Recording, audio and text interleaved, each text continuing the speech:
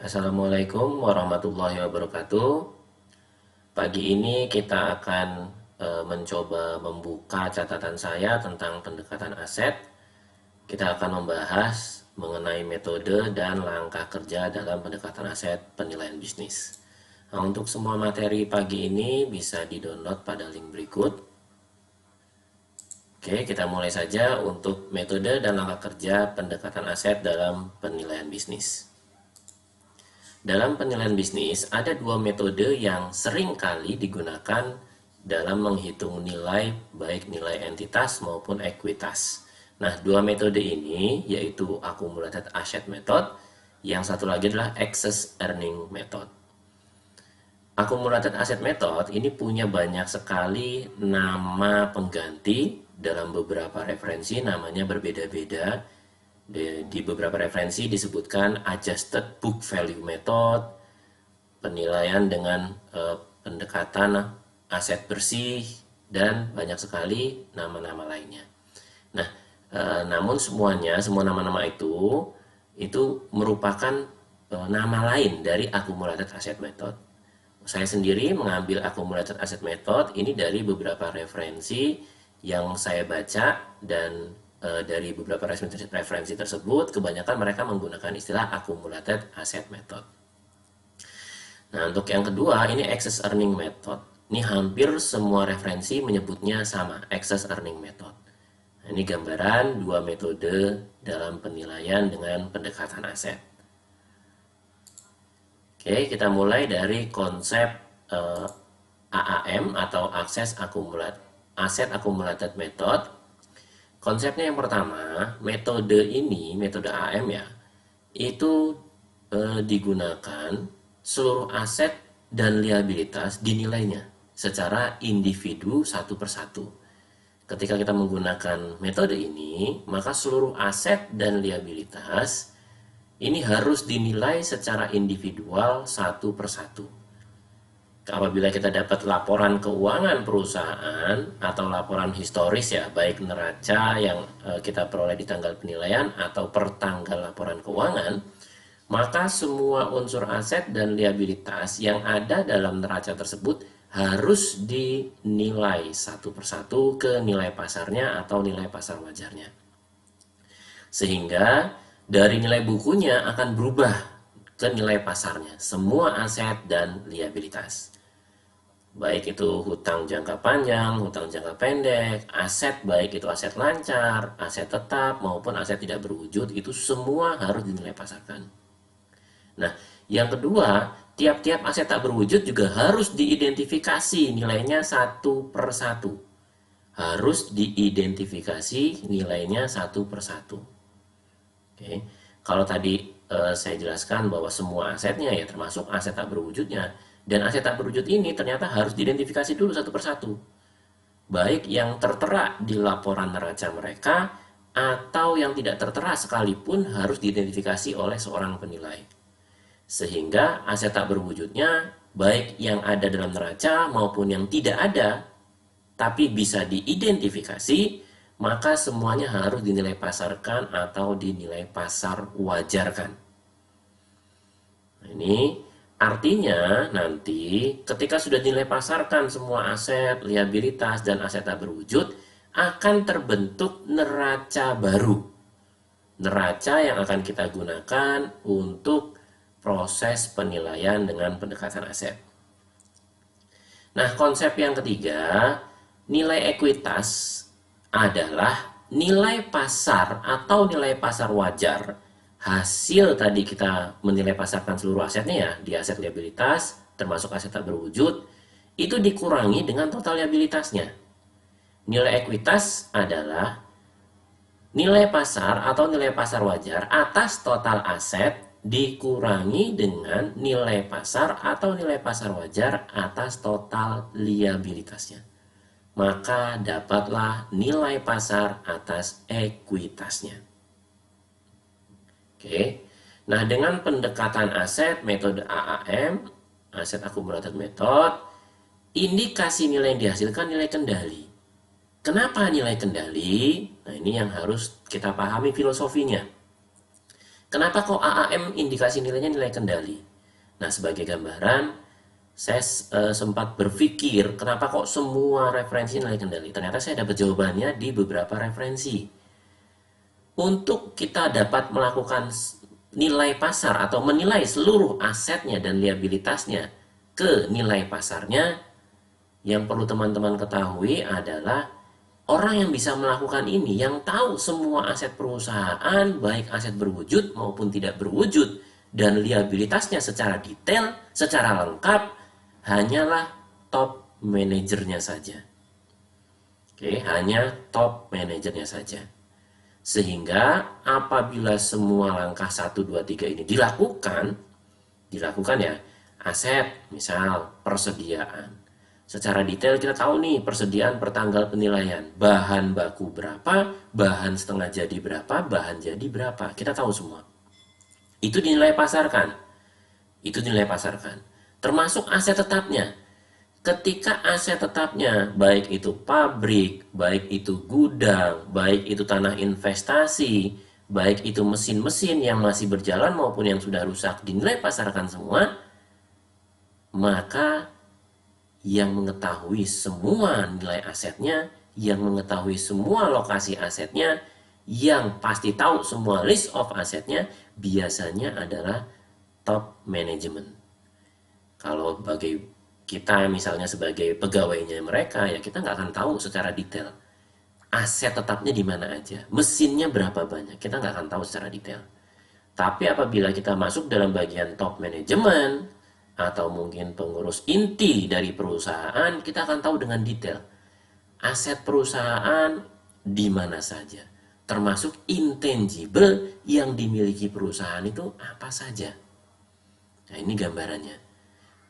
Karena seluruh aset yang dimiliki oleh perusahaan hanya diketahui oleh top management, maka apabila setiap langkah ini kita lalui, maka nilai yang dihasilkan apabila itu mencapai nilai suatu ekuitas, maka ekuitasnya bersifat memiliki kendali.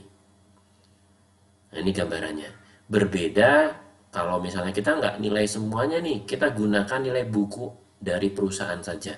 Kita nggak melakukan nilai pasarnya saja. Maka ketika itu kita lakukan, bisa nggak dapat nilai? Bisa, tapi nilai buku atas asetnya atau nilai buku atas ekuitasnya. Gitu. Nah, ketika ini terjadi, ya tidak bisa dikatakan kita menilai dengan pendekatan aset, dengan metode AAM tidak. Gitu. Kenapa? Lah, karena kita menggunakan nilai buku, semua orang bisa. Sehingga ketika ini dilakukan oleh teman-teman, nilainya adalah nilai buku dari neracanya, indikasi nilai yang dihasilkan ya non kendali, karena setiap orang bisa. Bahkan accountingnya, bahkan ketika pegawainya, bahkan orang luar yang memegang laporan keuangan perusahaan, itu bisa melakukan perkiraan nilai, mengestimasi nilai perusahaan secara ekuitas, nilai bukunya berapa.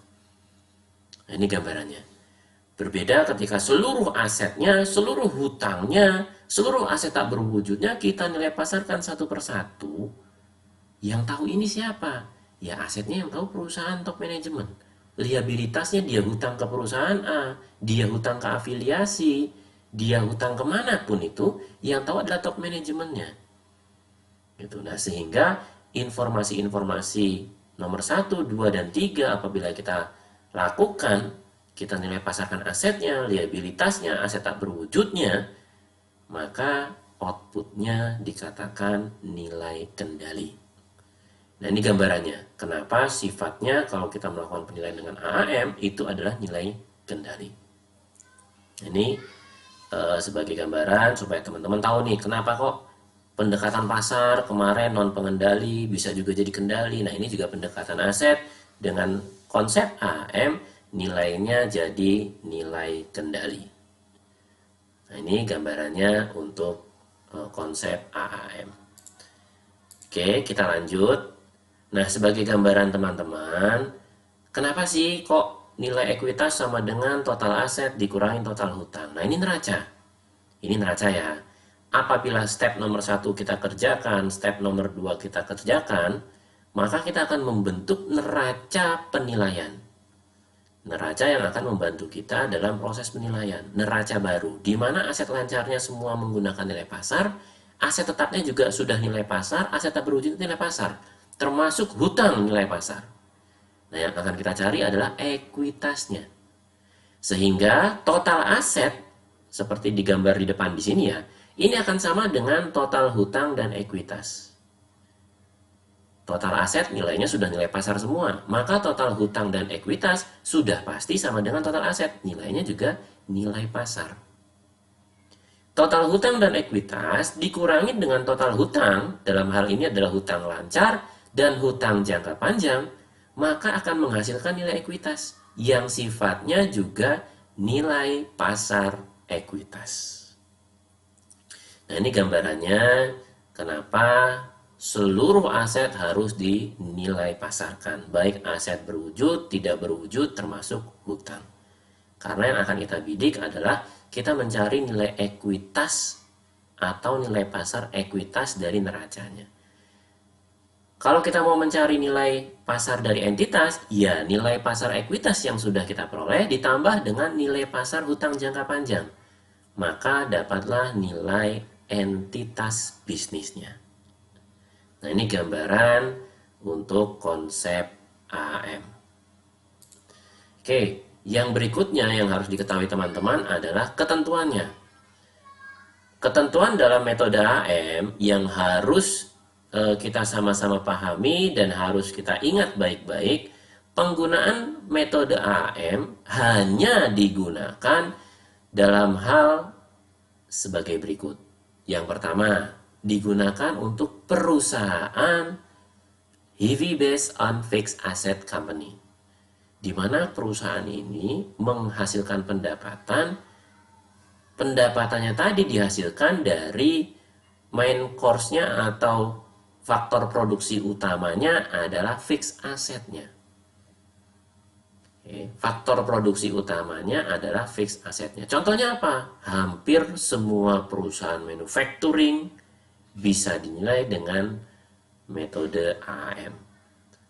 Hampir semua manufacturing. Oke, tapi ingat ya, ini hanya ketentuan di AAM. Teman-teman juga harus ngecek ulang ketentuan di pendekatan aset di video sebelumnya. Gitu, ketentuan di pendekatan aset di video sebelumnya. Terkait dengan resiko atas perusahaan. Atau perusahaan-perusahaan apa sih yang memiliki risiko tertentu yang bisa dinilai dengan pendekatan aset. Digabungkan dengan ketentuan di metodenya, metode AAM. Selain ketentuan di pendekatan aset ya, maka ada ketentuan di metodenya. Ternyata metode AAM ini bisa digunakan apabila perusahaan termasuk dalam kategori heavy based on fixed asset company. Nah, contohnya perusahaan manufacturing. Artinya kalau kita gabungkan ya antara konsep yang video sebelumnya dengan konsep ketentuan di AAM, perusahaan manufacturing yang startup sifatnya yang baru muncul itu bisa dinilai dengan pendekatan aset metode AAM. Perusahaan manufacturing yang sifatnya mau dilikuidasi atau bentar lagi mati istilahnya bisa dilakukan dengan pendekatan aset metode AAM. Holding company di mana dia juga manufacturing bisa juga pakai metode AAM. Oke, nah itu gambarannya. Dan satu risiko terakhir di mana perusahaan manufacturing ini yang sangat fluktuatif sekali pendapatannya atau penghasilannya bisa juga menggunakan pendekatan aset metode AAM. Nah, ini gambarnya seperti itu. Nah, ketentuan yang berikutnya, perusahaan yang menguasai aset berwujud dalam jumlah yang signifikan. Oke, bisa jadi dia tidak termasuk heavy based on fixed asset company, tapi dia menguasai aset berwujud dalam jumlah yang signifikan. Ini contohnya misalnya perusahaan real property. Dia punya aset berwujud, dalam hal ini persediaannya dia berupa real property yang diperjualbelikan. Nah, ini gambarannya ya. Nah, dia boleh dinilai dengan pendekatan aset dengan ketentuan AAM boleh. Bisa. Walaupun dia bukan heavy based on fixed asset, nggak masalah. Gitu. Karena ini persyaratannya adalah salah satunya. Gitu. Kalau misalnya terpenuhi satu, ya nggak masalah. Bisa jadi nanti antara heavy based on fixed asset ini beririsan dengan menguasai aset berwujud dalam jumlah signifikan. Boleh, boleh. Bisa terlepas? Boleh saja, walaupun dia cuma manufacturing, tapi ternyata aset berwujudnya misalnya lebih kecil daripada intangible-nya, nggak ada masalah. Dia sudah memenuhi syarat yang pertama, heavy based on fixed asset company. Oke. Nah, yang ketiga, ketentuan yang ketiga, memiliki intangible relatif kecil. Dia bukan real estate, dia bukan manufacturing. Tapi dia masuk kategori yang intangible-nya kecil. Contohnya apa? Misalnya perusahaan dagang. Perusahaan dagang. Intangible-nya kecil. Bukan heavy base, bukan menguasai aset berwujud dalam jumlah yang signifikan. Bukan tidak banyak sekali. Nah, tapi ketika dibandingkan dengan intangible-nya, ternyata intangible-nya kecil banget perusahaan dagang. Gitu. Nah, ini contoh ya, gambaran contoh. Nah, bisa dinilai dengan AAM? Bisa. Tapi tidak untuk semua perusahaan dagang ya. Ada beberapa perusahaan dagang mungkin yang intangible-nya lebih besar daripada aset berwujudnya. Itu terutama apabila perusahaan-perusahaan dagang yang kondisi saat ini, di mana mereka dagangnya online. Nah, ini harus hati-hati. Nah, ketentuan ini sifatnya salah satu, bisa atau salah satunya ya, atau bisa juga dan.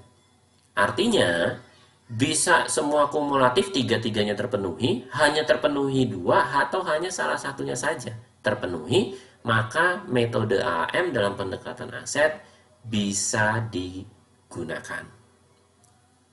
Nah, ini gambaran ketentuan dengan metode AAM. Kita lanjut ke langkah kerja metode AAM. Langkah kerja yang pertama dalam metode AM yaitu mengumpulkan data laporan keuangan berupa neraca tahun terakhir. Nah, dari neraca yang kita peroleh, kita identifikasi aset berwujudnya satu persatu. Identifikasi aset tak berwujudnya juga termasuk identifikasi seluruh hutang yang ada dalam neraca. Nah, dari seluruh hasil identifikasi di laporan keuangan tadi, kita lakukan nilai pasar atau kita nilai semua aset berwujud maupun tak berwujudnya ke dalam nilai pasar asetnya. Kalau dia sifatnya real property atau personal property, ya menggunakan penilaian property. Ketika sifatnya intangible, ia menggunakan penilaian aset tak berwujud. Inilah mengapa ketika seorang penilai melakukan penilaian dengan pendekatan aset, dipersyaratkan harus memiliki kompetensi penilaian properti, penilaian bisnis, maupun penilaian aset tak berwujud. Mengapa? Karena salah satu langkah kerja dalam pendekatan aset metode AM, penilai harus menilai pasarkan semua jenis asetnya. Baik yang sifatnya properti, yang sifatnya investasi berupa saham, dalam hal ini penilaian bisnis, maupun yang sifatnya aset tak berwujud, dinilai dengan penilaian aset tak berwujud. Nah ini, sehingga penilai harus punya 3 kompetensi sekaligus. Penilaian properti, penilaian bisnis itu sendiri, dan penilaian aset tak berwujud. Nah, setelah langkah kedua kita tempuh, seluruh aset, baik aset berwujud maupun tak berwujudnya kita lakukan penilaian, maka kita rekonstruksi ulang neracanya. Ini yang kita sebut neraca penilaian. Tidak ada kaitannya dengan neraca akuntansi yang dimiliki oleh perusahaan. Kita merekonstruksi neracanya, neraca baru, hasil penilaian untuk menentukan nilai bisnis atau nilai ekuitas si perusahaan. Oke, nah ini dari rekonstruksi neraca seperti yang sebelumnya ya, dimana kalau kita mau nyari indikasi nilai ekuitas, ya total aset dikurangin total hutang, dapatlah nilai pasar ekuitas.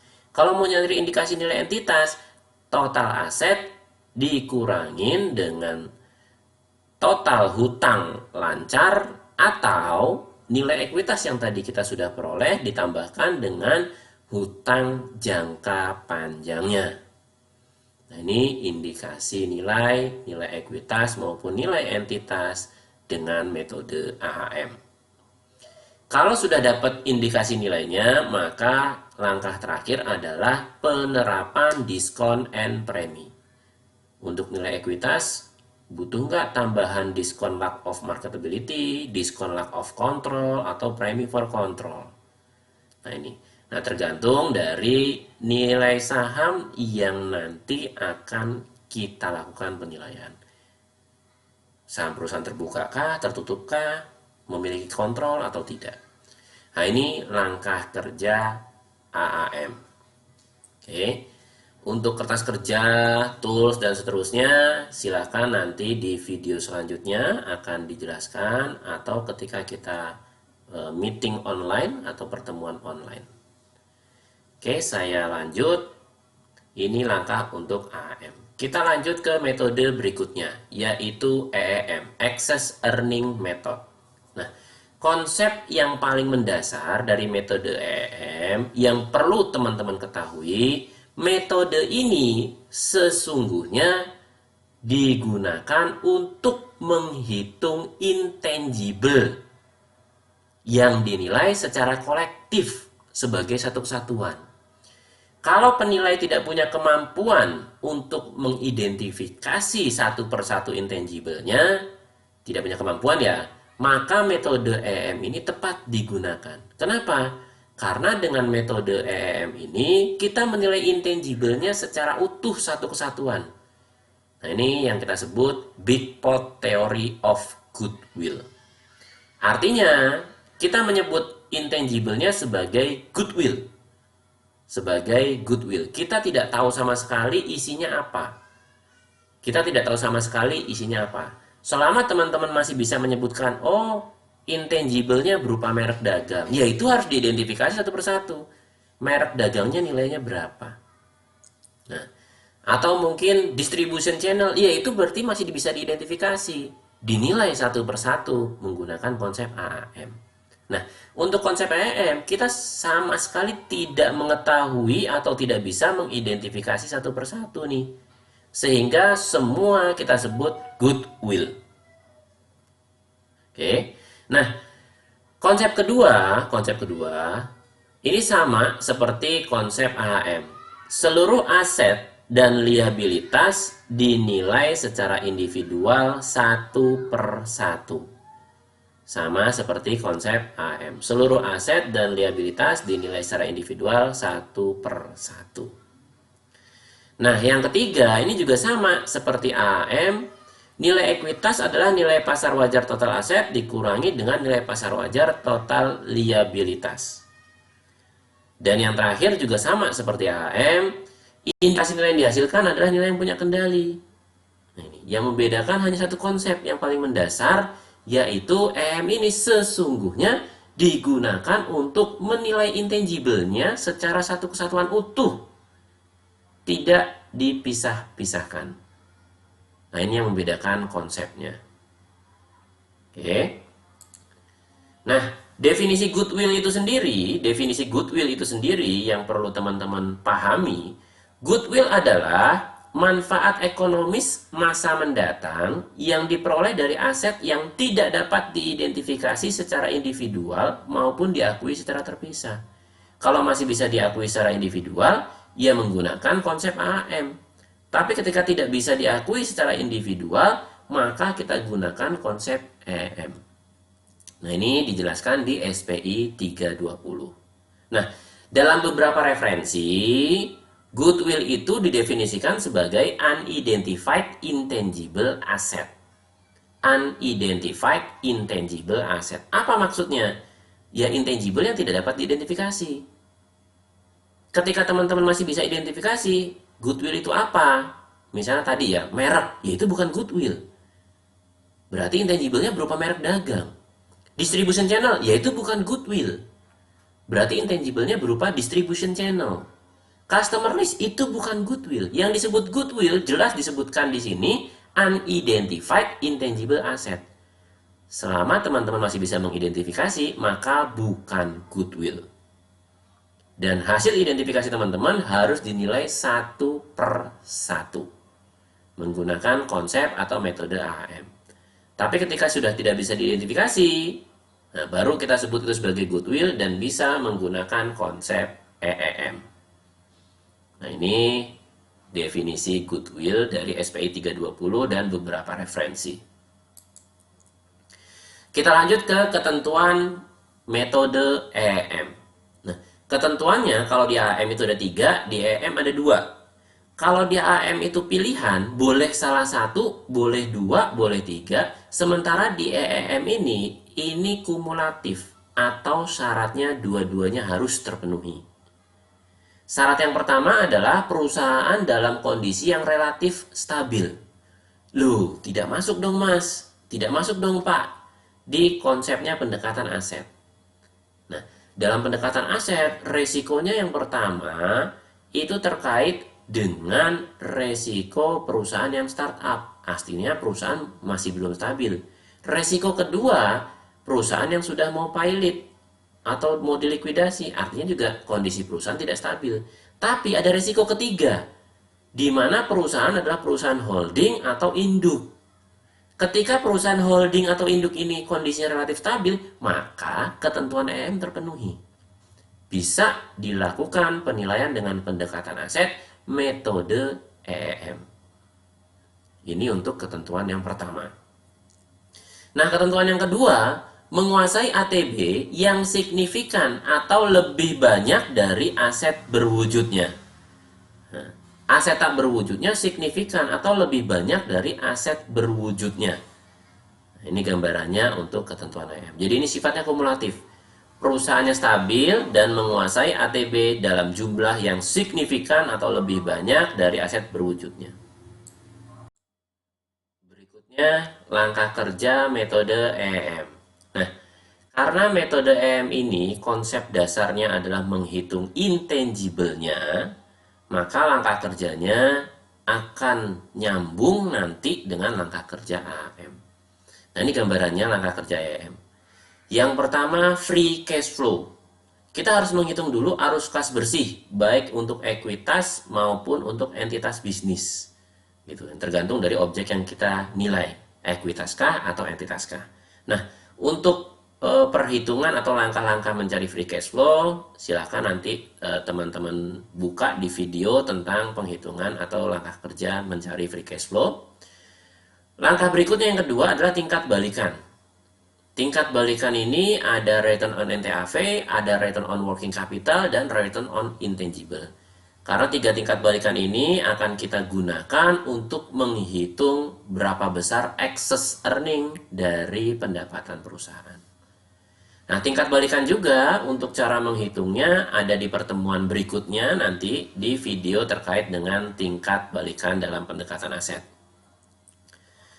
Nah, yang terakhir di sini penghitungan excess earning, yaitu kita menghitung excess earning untuk intangible yang berupa goodwill tadi. Oke, kita menghitung excess earning berupa goodwill tadi dari pendapatan yang diperoleh perusahaan. Gambarannya bahwa 100% net income perusahaan itu adalah sebagian merupakan andil dari aset tetapnya, sebagian merupakan andil dari aset lancarnya, dan sebagian merupakan andil dari aset tak berwujudnya. Nah, masing-masing aset tadi, aset lancar, aset tetap, aset tak berwujud, itu punya kontribusi tertentu atau cost atau return tertentu atas net income yang dihasilkan oleh perusahaan. Sebagai contoh, misalnya net income-nya 100%-nya misalnya 1 miliar. Nah, setelah dihitung dengan return atau tingkat balikan ini, ternyata 1 miliar itu kontribusi dari aset lancarnya itu misalnya 200 juta. Kontribusi dari aset tetapnya 600 juta. Maka excess earning-nya di sini adalah 1 miliar dikurangi kontribusi dari aset lancar yang 200 juta, dikurangi lagi kontribusi aset tetap yang 600 juta, menghasilkan excess earning 200 juta. Nah, 200 juta inilah yang kita katakan excess earning. Inilah kontribusi yang dihasilkan oleh intangible-nya. Nah, dari kontribusi ini bisa menggunakan prinsip kapitalisasi untuk memperoleh nilai intangible-nya, atau bisa juga kita menggunakan prinsip multi period untuk memperoleh intangible-nya. Nah, ini ya, ini ada dua prinsip untuk menentukan indikasi nilai intangible multi period, atau gambarannya kita menghitung proyeksi excess earning 5 tahun ke depan, 6 tahun ke depan, 7 tahun ke depan berdasarkan masa manfaat dari intangible-nya. Ketika masa manfaat dari intangible-nya diketahui, maka kita buat proyeksi sampai dengan masa manfaat itu selesai. Nah, ini menggunakan multi period excess earning method. Tapi ketika masa manfaatnya tidak diketahui, maka untuk menghitung nilai intangible-nya kita bisa menggunakan capitalized excess earning method. Jadi dari tadi excess earning-nya sudah tinggal dikapitalisasi dengan return on intangible-nya. Dapatlah nilai intangible-nya. Nah, setelah dapat nilai intangible yang berupa goodwill tadi, maka masukkan nilai intangible tadi ke langkah kerja AAM. Masukkan nilai intangible ke bagian langkah kerja AAM. Karena di sini EEM yang kita nilai hanya intangible-nya saja.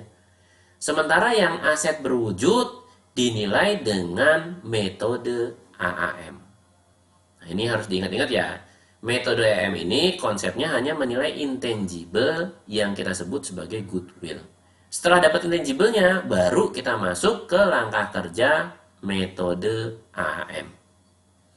Nah, ini gambaran langkah kerja metode EM.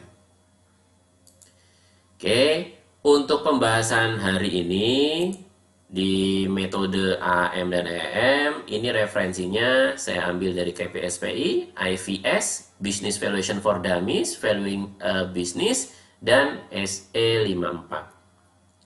Nah, untuk free cash flow dan tingkat balikan, silahkan teman-teman nanti lihat video terkait free cash flow dan tingkat balikan dalam pendekatan aset.